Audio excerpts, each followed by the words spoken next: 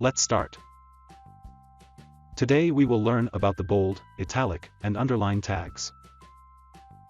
This is our HTML code. We have written some text in various paragraph tags. Here we have used the B tag and the strong tag.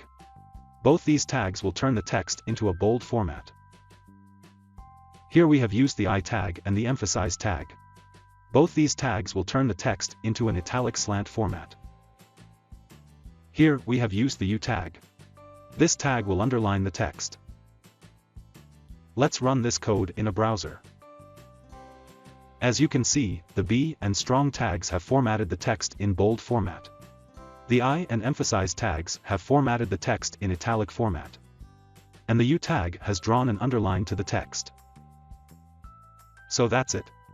That's how you can use the bold, italic, and underline tags in HTML.